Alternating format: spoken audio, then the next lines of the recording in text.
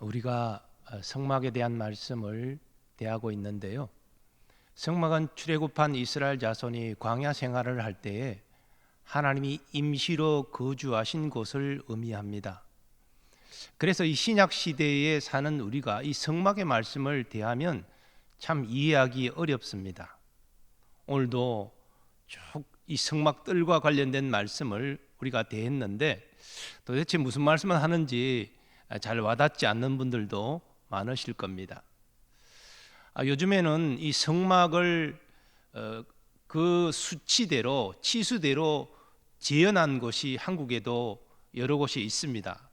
그런 데를 이제 한 번쯤 방문해 보신 분은 그래도 실제적으로 성막을 그대로 재현한 내용을 보면서 한번 체험을 했기 때문에 그래도 이런 내용이 조금 입체적으로 와 닿을 수 있습니다.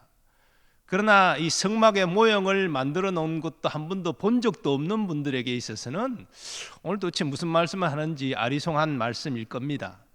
그런데 이 성막에 대한 말씀을 우리가 대하는 것은 바로 여기에 구속사적인 의미가 있기 때문입니다.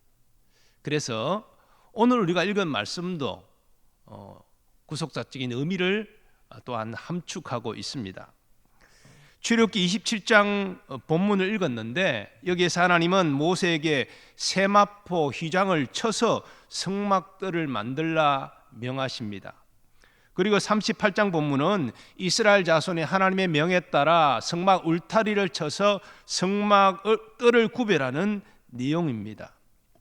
이렇게 만들어진 성막들의 전체적인 모습은 다음 그림의 내용과 같습니다. 그림에서 보듯이 동쪽에 성막 문이 있는데 이 문을 통해서 성막들로 나아갈 수가 있습니다. 이스라엘 자손은 성막들로 나아가서 하나님께 제사를 드렸습니다.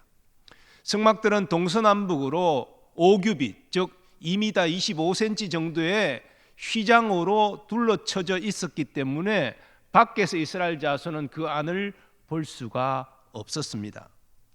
성막들과 관련된 하나님의 말씀을 좀 더 자세히 살펴보면 하나님은 뜰 남쪽에 100규빗의 세마포 휘장을 치라 명하십니다. 또 세마포 휘장을 지지할 기둥 20개를 만들고 그 기둥에 받침을 또 만들어서 세우라 명하십니다. 그리고 또 하나님은 북쪽에도 남쪽과 같이 100규빗의 세마포 휘장을 치고 기둥 20개를 세우라 그렇게 명하십니다. 또 성막 서쪽에는 50규빗 즉 100규빗의 절반인 50규빗의 세마포 휘장을 치고 역시 기둥도 절반인 10개를 세우라 그렇게 명하십니다. 성막 입구인 동쪽은 가운데 성막문을 만들어야 되기 때문에 그 20규빗의 휘장을 치는데 세마포 휘장이 아니라 청색, 자색, 홍색 실과 가늘게 꼰 배실로 아름다운 휘장을 짜서 그 휘장으로 20규빗을 펼치고 기둥 4개로 고정을 시키라 그렇게 명하십니다. 동쪽 가운데 그 성막문에 아름다운 휘장이 펼쳐지고 그리고 성막문 좌우로 15규빗씩 세마포 휘장을 치고 각 기둥 3개씩 세워서 동쪽 전체를 마감하라고 말씀하십니다. 그리고 동쪽도 전체적으로 보면 50규빗의 휘장을 치고 기둥 10개를 세우는 그런 형태로 되었습니다. 그리고 각 기둥은 노수로 만든 받침으로 지지되었습니다. 암무드로 불리는 각 녹기둥의 모습을 보면 다음과 같습니다. 그림에서 보듯이 이 기둥은 노수로 만드는데 그 머리에는 은으로 머리 싸개를 만들고 그리고 기둥 상단 안쪽과 바깥으로 은 갈고리를 만들고 안쪽 갈고리에는 가름대를 연결해서 각 기둥을 서로 연결하여 지지하게 만들었습니다. 그리고 이 은 갈고리에는 안쪽과 바깥으로 줄을 메어서 당겨 논말뚝으로 튼튼히 고정시켰습니다. 성막은 이렇게 세마포 휘장과 그 휘장을 지지하는 기둥으로 말미암아 이스라엘 진영과 하나님이 계신 곳을 구별하였습니다. 그 울타리 안이 바로 성막뜰입니다. 성막뜰은 동서 길이로 100규빗이고 남북의 길이로는 50규빗, 그런 직사각형 모양으로 되어 있습니다. 이스라엘 자손이 성막문을 통해서 성막들로 나아가게 되고 그 성막들에는 번제단이 있고 그 번제단 뒤쪽에는 물두멍이 있습니다. 그리고 그 물두멍 뒤쪽으로 성소와 지성소가 위치해 있습니다. 번제단은 어떤 것입니까? 제사장이 희생제물의 피를 쏟고 그 고기를 번제에서 태워서 하나님께 향기로 올려드리는 것입니다. 속죄제사와 속건제사의 경우에는 온건한 제사를 드릴 때에 제사장은 헌제자에게 하나님의 용서를 선포했습니다. 그러니까 이스라엘 자손은 성막문으로 들어와 성막들에서 하나님께 온전한 제사를 드림으로 하나님의 용서를 받을 수 있었습니다. 자, 그렇다면 성막문과 성막 울타리와 성막들이 어떤 영적 의미를 가집니까? 그리고 그 영적 의미가 오늘날 우리에게는 어떻게 적용될 수 있겠습니까? 먼저 성막문은 예수 그리스도를 예표합니다. 성막문은 20규빗의 화려한 휘장으로 되어 있다라고 말씀을 드렸습니다. 세마포 휘장이 아니라 청색, 자색, 홍색 실과 가늘게 꼰 배실, 이 네 가지 색깔로 수를 놓아 구성된 아름다운 휘장으로 구성되었습니다. 이것은 성소의 휘장을 구성하는 네 가지 실색의 요소와 같습니다. 이스라엘 자손은 부정한 자만 아니면 누구든지 동쪽으로 난 이 성막문을 통하여 성막들로 나아갈 수 있고 번제단에서 하나님께 제사를 드릴 수 있었습니다.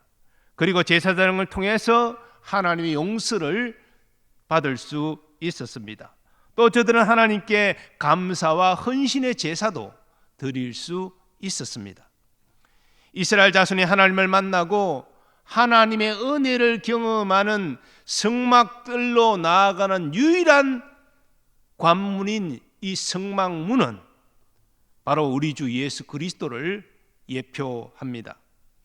예수님은 그러한 사실을 친히 이렇게 말씀하신 바 있습니다.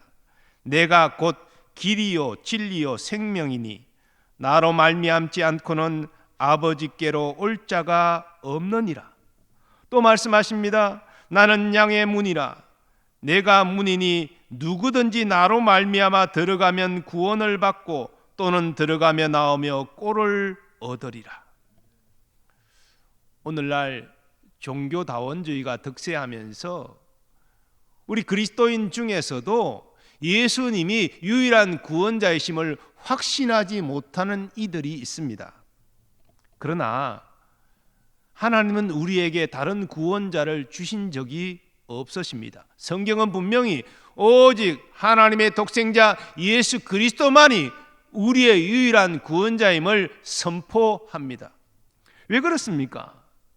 제가 여러분에게 늘 말씀을 드리는 대로 이 구원은 우리의 죄의 문제와 의의 문제가 해결되는 것인데 이 죄의 문제와 의의 문제를 해결하실 분은 오직 예수 그리스도밖에 없기 때문입니다.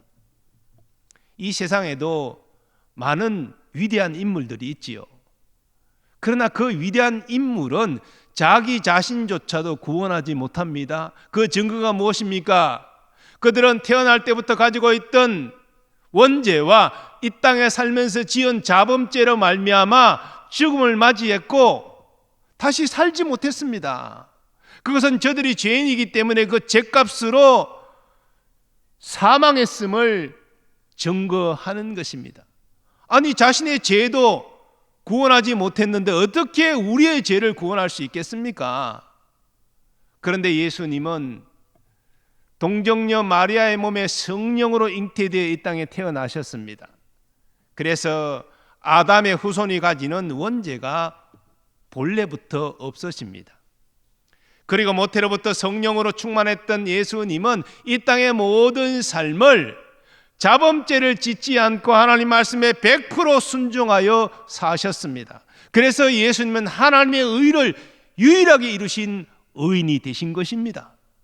예수님이 십자가에서 우리의 죄를 담당하시고 하나님께 저주받아 우리를 구원하실 수 있으셨던 것은 그분이 죄 없는 의인이시기 때문입니다. 그래서 예수님은 죽음에 매여 있지 못하시고 하나님의 능력으로 부활하신 것이지요. 이처럼 우리를 위해 율법을 지키시고 십자가에서 우리의 죄값을 담당하신, 그리고 죽으시고 부활하신 예수님만이 우리의 죄의 문제, 의의 문제 해결하는 유일한 구원자이신 것입니다. 우리는 어떤 세상의 주장 속에서도, 어떤 사람들의 미혹 속에서도 예수 그리스도만이 나의 유일한 구원자이십니다. 예수님이 나의 죄를 용서하시고 나를 하나님 앞에 의인으로 서게 하셨습니다. 이렇게 확신하고 선포할 수 있어야 됩니다. 이런 의미에서 우리는 예수 그리스도의 가르침을 윤리적 도덕적으로 지켜서 구원받는 것이 아닙니다. 우리가 예수님의 윤리적 도덕적 가르침을 지키는 것은 우리 성도의 성화에 있어서 중요합니다. 하지만 우리가 그런 도덕적 가르침을 지켰기 때문에 구원받는 것은 아닌 것이지요. 구원받았기 때문에 우리는 예수님의 도덕적 가르침을 지키는 것입니다. 우리가 도덕적 가르침을 지켜서 구원받으려면 100% 지켜야 되는데 그럴 수 있는 사람이 존재하지 않는다는 것입니다. 우리는 예수님과 예수님이 나를 위하여 이루신 구속 행위를 믿음으로 제사함 받고 구원받는 것입니다. 어떠한 상황 가운데서도 이 하나님의 구원 방식을 신뢰하고 의지하는 여러분 되시기 바랍니다. 그리스도의 보혈 아래에 있기 때문에 나는 결코 정죄받지 않습니다. 심판에 이르지 않습니다. 내 구주 보혈이 나를 사하고 나를 의롭게 하셨습니다. 우리는 이런 구원 확신을 가져야 됩니다. 이스라엘 자손이 하나님께 나아가 하나님을 섬길 수 있는 유일한 통로인 성막문은 바로 우리 주 예수 그리스도를 예표합니다. 예수님 안에 있는 이 하나님의 구원을 확신하는 여러분 되시기를 바랍니다. 두 번째로, 성막 울타리는 세상과 구별된 교회를 상징합니다. 하나님은 이 성막들을 만들기 위해서 사면을 세마포 휘장으로 치되 이 성막 문은 4가지 색깔로 꾸려진 화려한 휘장으로 칠 것을 말씀하셨습니다. 이렇게 세마포 휘장과 화려한 성막문 휘장으로 말미암아 하나님이 임재하시는 거룩한 성막이 외부와 구별될 수 있었습니다. 그런데 신약 성경에서 세마포는 하나님의 은혜의 구원을 상징합니다. 요한계시록은 이런 말씀이 있습니다. 이기는 자는 이와 같이 흰옷을 입을 것이요 내가 그 이름을 생명책에서 반드시 흐리지 아니하고 그 이름을 내 아버지 앞과 그 천사들 앞에서 시인하리라. 흰 옷, 의의 옷을 입은 자들은 구원받은 자들로 인정된다라고 말씀하십니다. 또 말씀하십니다. 그에게 허락하사 빛나고 깨끗한 세마포를 입게 하셨은즉 이 세마포는 성도들의 옳은 행실이로다 하더라. 구원받은 자는 다 세마포 옷을 입는데요, 이게 성도의 옳은 행실이라고 말합니다. 이 옳은 행실은 도덕적 의를 말하는 것이 아닙니다. 하나님이 인정하시는 의로움을 말하는데 곧 믿음으로 말미암는 의로움, 곧 구원을 의미합니다. 모든 구원받은 성도들은 믿음으로 말미암아 하나님이 인정하시는 의로움을 가지고 그 의의 옷을 입고 있다는 것입니다. 교회는 건물도 아니고 조직도 아닙니다. 교회는 구원받은 성도들의 모임 자체가 교회입니다. 성경은 예수님이 교회의 머리이시고 성도가 그 교회를 구성하는 몸이라고 증거합니다. 그러므로 교회는 머리 대신 예수 그리스도를 닮아 거룩해야 되겠지요. 그런데 이 교회의 거룩함은 곧 교회를 구성하는 성도의 거룩함의 그 핵심이 있습니다. 그래서 사도 바울은 고린도 교회 성도에게 편지하면서 이렇게 증거했습니다. 그런즉 사랑하는 자들아, 이 약속을 가진 우리는 하나님을 두려워하는 가운데 거룩함을 온전히 이루어 육과 영의 온갖 더러운 것에서 자신을 깨끗하게 하자. 교회 건물이 새 건물로 깨끗하고 가운데 여러분 앉은 좌석이 깨끗하게 청소되어 있어도 그것이 교회의 거룩함을 말하는 것이 아닙니다. 거기 앉아 예배드리는 성도들이 거룩하고 성결해야 곧 교회가 거룩하다 말하는 것입니다.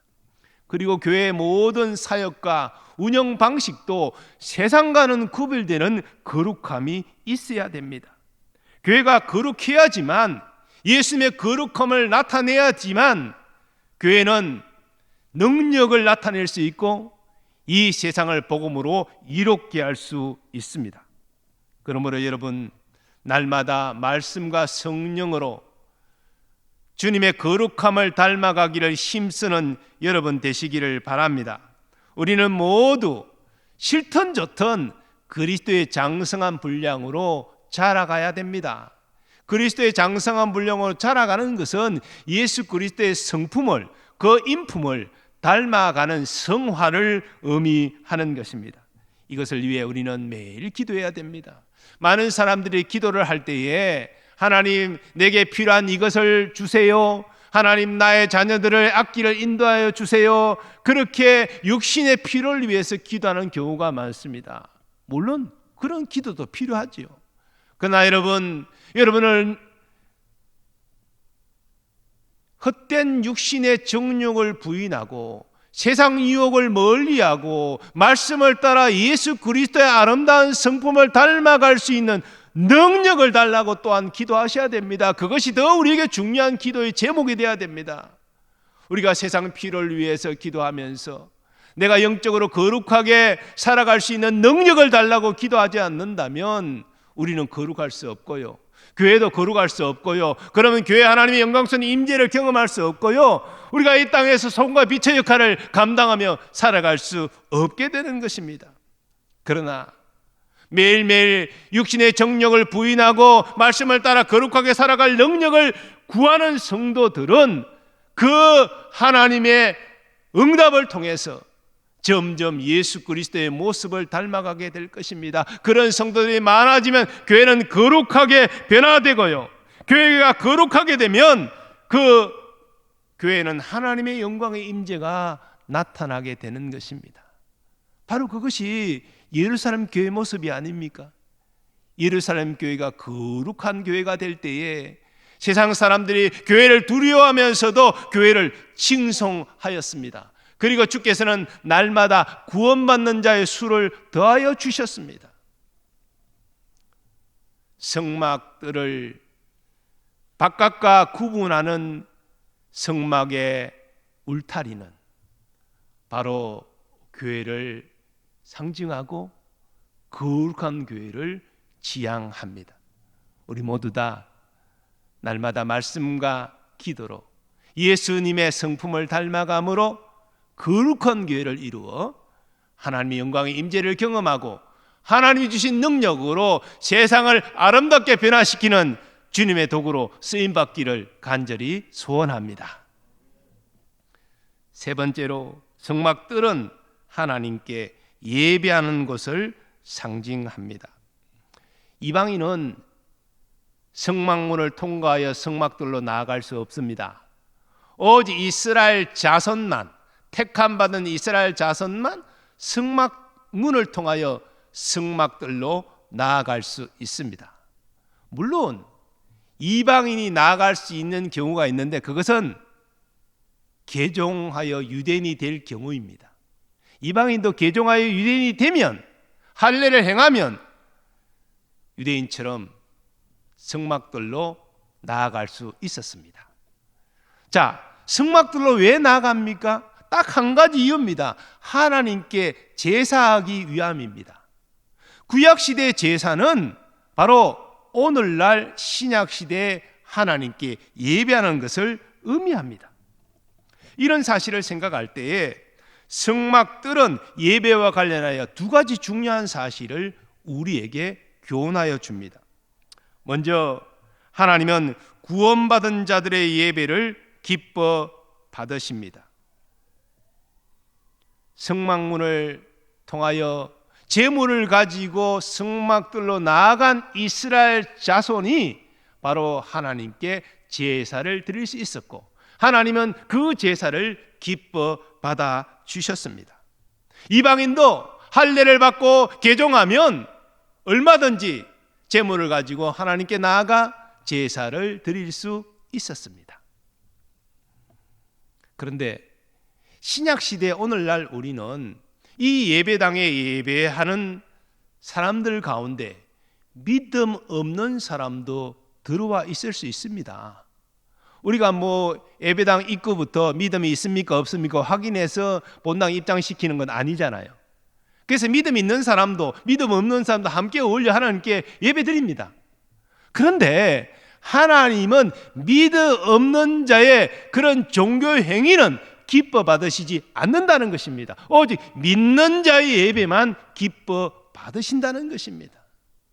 우리는 누가 믿음이 있고 누가 믿음이 없는지를 모르지만 하나님은 정확하게 아시잖아요. 믿음 없이 드리는 예배는 하나님이 기뻐하지 않으십니다. 하나님의 믿음으로 드리는 예배만 하나님은 기뻐 받으시는 것입니다. 또 하나님은 영과 진리로 드리는 예배를 기뻐 받으십니다. 자, 하나님의 자녀가 믿음으로 드리는 예배일지라도 하나님이 기뻐하시는 예배의 방식이 있습니다. 그것이 바로 영과 진리로 예배하는 것입니다. 율법의 제사도 절차도 엄격하게 규정되어 있지요. 어떤 제사는 어떤 제물을 통하여 어떤 절차 과정을 통해서 이것을 제사해야 되고, 이런 것들이 레위기에 정확하게 규정되어 있습니다. 헌지자나 제사장이나 그 레위 규정을 따라서 하나님께 제사해야 됩니다. 자기가 원하는 방식대로 마음대로 제사해서 되는 것이 아닙니다. 하나님이 정하신 율법의 규례를 따라서 제사할 때 하나님이 기뻐 받으신다는 것이지요.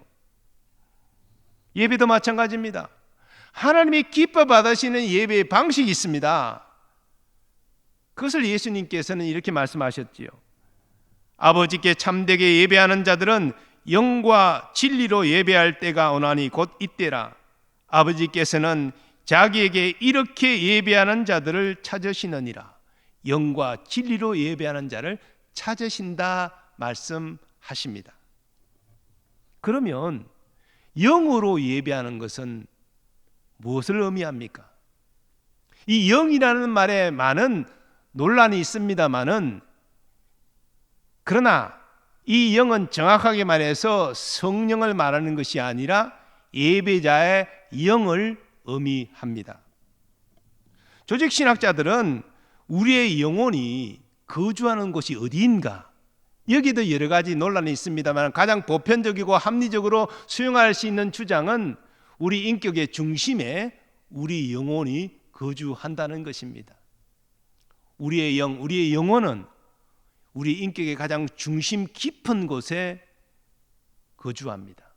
그래서 우리가 영으로 예배한다는 것은 그 영이 거주하고 있는 우리의 인격, 전 인격으로 하나님께 예배하는 것을 의미합니다.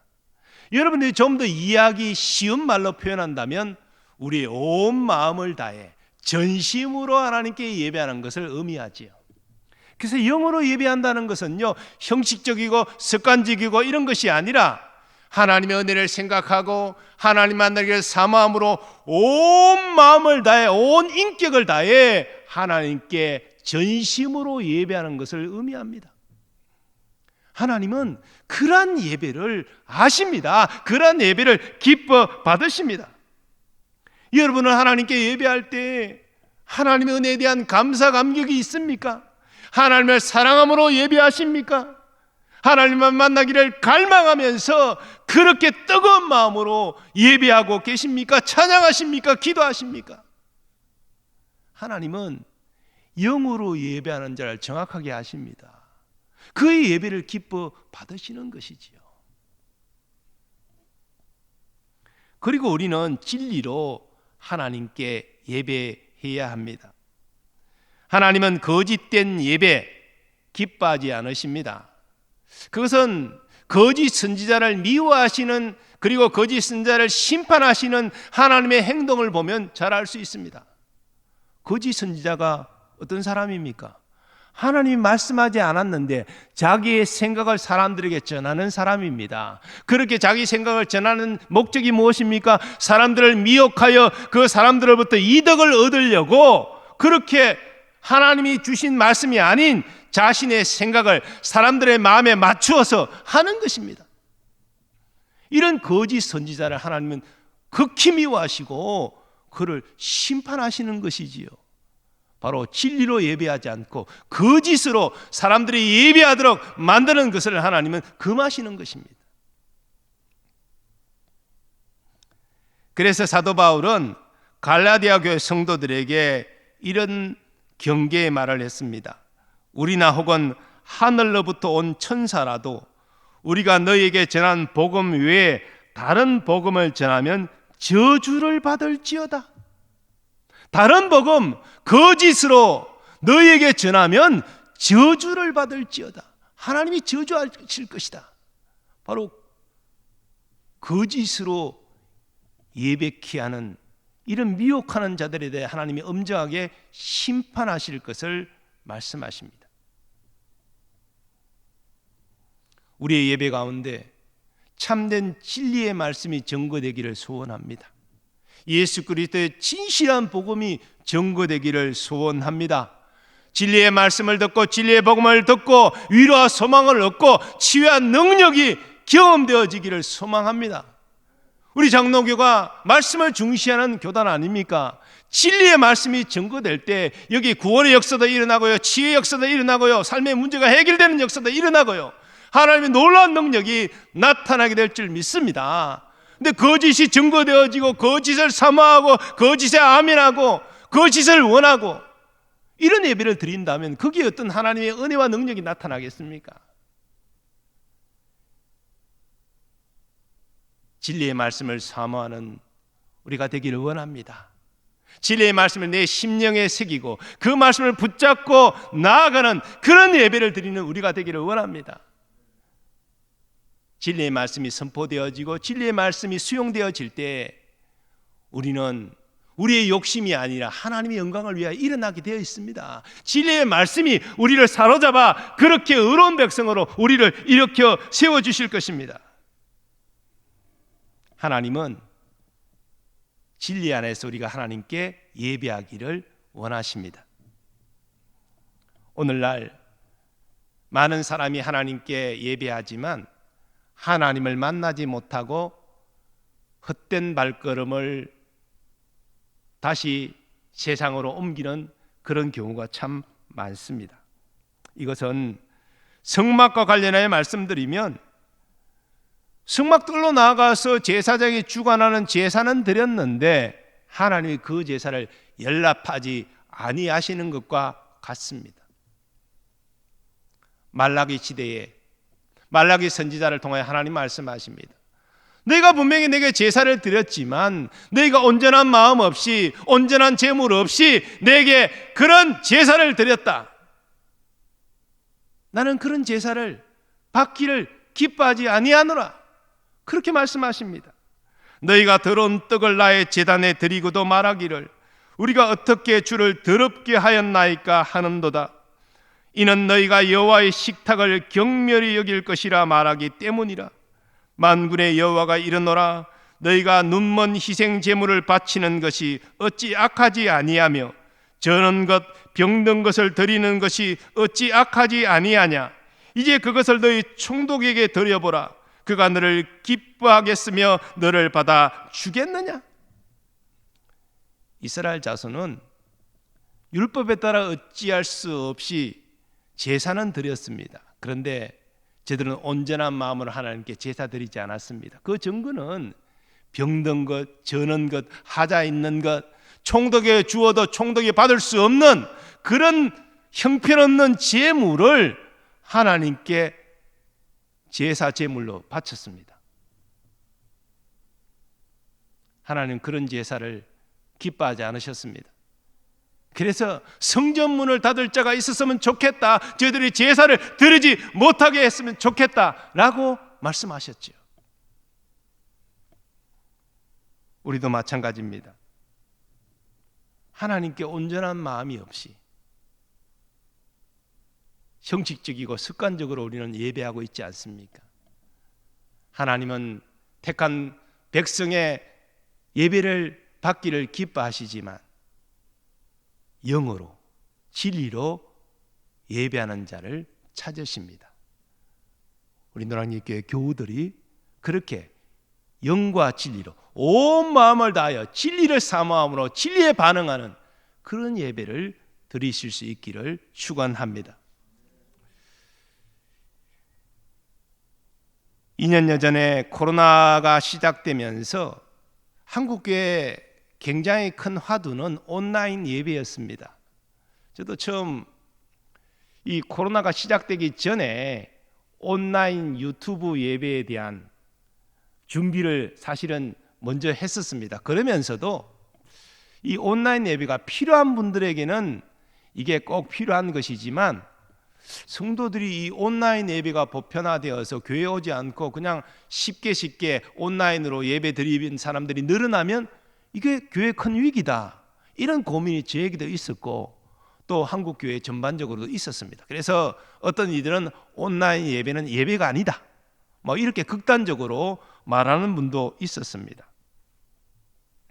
근데 시간이 지나면서 저의 생각도 조금 바뀌어서 대면 예배냐 온라인 예배냐, 이거보다 더 중요한 것이 있는데 그것은 바로 영과 진리로 하나님께 예배하는 것 자체가 더 중요하다. 비록 온라인으로 예배를 드릴지라도 정말 온 마음을 다해서 진리 안에서 우리가 하나님께 예배하면 거기에도 하나님이 임재하시고 은혜를 주시고 우리의 삶의 문제를 해결해 주신다, 그런 확신을 갖게 되었습니다. 그러므로 부득이하게 온라인 예배를 드릴지라도 여러분 마음을 하나님 앞에 온전히 갖추어서 예배하시기 바랍니다. 또 여러분의 복장과 자세를 정말 본당에서 예배 드리는 것처럼 그렇게 준비해서 드리실 수 있기를 바랍니다. 영과 진리로 어디에선지 하나님께 예배하면 하나님이 여러분을 만나주시고 은혜를 베풀어 주실 것입니다. 사랑으로 충만케 하시고 능력으로 충만케 하셔서 주님의 덕으로 쓰임받게 하실 것입니다. 그런데 제가 이 2주간 온라인 예배를 드려보면서 제가 경험해 본 것은 역시 온라인 예배로 하나님께 참 집중하여 예배하기가 쉽지 않다, 그것을 제가 경험합니다. 왜냐하면 아무리 자세나 복장을 갖춰서 예배 드려도 온라인 예배니까 여러 가지 번잡한 것들이 눈을 가리고 시선을 빼앗고 그래서 참 집중하기가 쉽지 않더라고요. 그래서 우리가 언젠가 코로나 끝나게 되겠지만 또 코로나 끝날 기미도 지금 보이고 있지만 코로나가 종식되면 정말 부득이한 경우 아니면 우리 모든 성도들은 본당으로 와서 함께 하나님께 대면하여 예배하는 것이 참 필요하겠다, 이것이 우리 신앙생활에 정말 유익하겠다라는 것을 깨닫게 되었습니다. 그러므로 우리 교회는 온라인 예배보다도 정말 이 대면 예배로 하나님 앞에 나와 함께 교제하면서 함께 예배하는 그런 영적 풍토가 갖추어질 수 있기를 간절히 소원합니다. 그러나 가장 중요한 것은 온라인 예배든 대면 예배든 영과 진리로 하나님이 기뻐하시는 예배를 드리지 않는다면 아무 소용이 없다는 것입니다. 몸은 본당에 와 있지만 정말 온 마음으로 하나님께 예배하지 않고 진리 안에서 하나님께 예배하지 않고 있다고 한다면 근데 예배가 아무 소용이 없는 것이지요. 대면 예배를 더욱더 사모하고 힘쓰되 어디에서 어떤 모습으로 예배하든지 하나님이 기뻐하시는 예배의 방식, 영과 진리로 하나님께 예배하는 우리 모든 교우들 되시기를 축복합니다. 바로 하나님이 찾으시는 그 예배자가 되는 은혜가 있으시기를 바랍니다. 그럴 때 하나님은 우리를 반드시 만나 주실 것입니다. 우리에게 하나님의 사랑과 능력을 부어 주실 것입니다. 우리의 삶의 문제를 해결해 주시고 우리에게 참 평강과 기쁨을 누리게 하실 것입니다. 오늘 성막문과 울타리 성막들을 통하여 우리는 몇 가지 사실을 확인하고 우리에게 적용했습니다. 유일한 구원자 되신 예수 그리스도를 통하여 우리는 교회의 일원이 되었습니다. 하나님 우리를 교회의 일원으로 부르신 가장 큰 목적은 하나님께 예배하는 것입니다. 우리의 온 마음을 다해서 감사함으로 예배하시고 진리의 말씀을 사모하고 진리의 말씀을 따라 살기로 결단하는 예배자들이 다 되시기를 예수님의 이름으로 축원합니다. 하나님 아버지, 독생자 예수 그리스도를 통해서 우리를 구원하셔서 교회 일원되게 하심을 감사합니다. 은혜로 구원받은 자로서 영과 진리로 하나님께 예배하게 하시고 주의 사랑과 능력으로 충만하여 주님의 영광을 나타내는 귀한 도구로 쓰임받게 하여 주옵소서. 예수님의 존귀하신 이름으로 기원하옵나이다. 아멘.